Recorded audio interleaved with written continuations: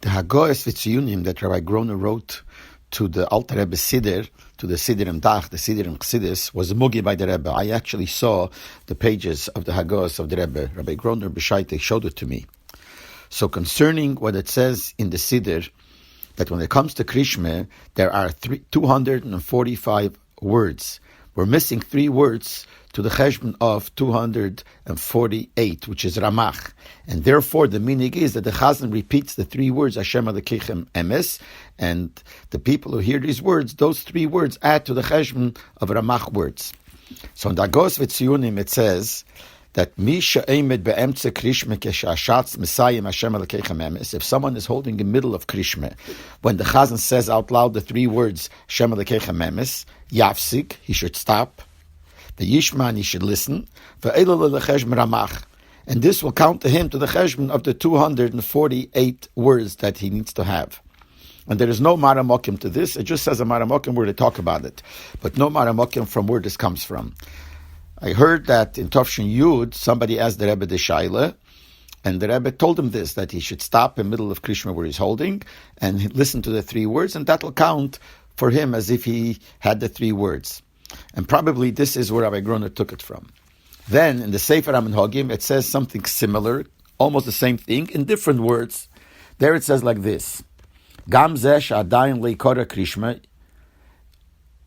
even this person that adayin legomar Krishma, he didn't finish his Krishma, Meitzi hashaz b'mirosei Hashem Elokeichem Emes. So the Chazan is meitzi him with the saying of the 3 words Hashem Elokeichem Emes, and it says in parentheses Hainu shemashlim la mispalel gimel tevis. That means that he gives the one that davened as if he said the 3 words Kivin shezeu be'eis amirosei Krishma. Since the 3 words that the Chazan said is in middle while he's saying Krishma, that's why it counts. And here there's a maramokim that this comes from a letter of the Rebbe.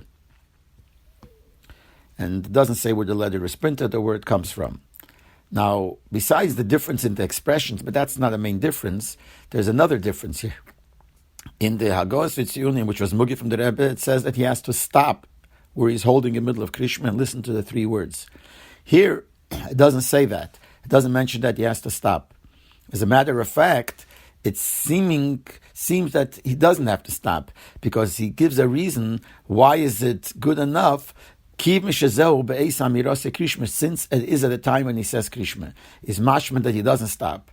So the shaila is, in the Hagos V'Tziyunim of the Siddur, which was mugi from the Rebbe, it says that he should stop. And here, it doesn't say that he has to stop. And it's even mashmo is that he really doesn't have to stop.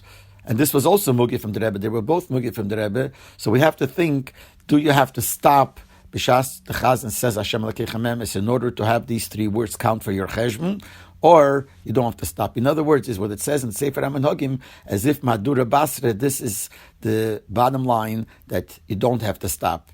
Or maybe even in Sefer HaMenhagim, it doesn't mean you don't have to stop. He just didn't mention it, but it also means that. You have to look into this.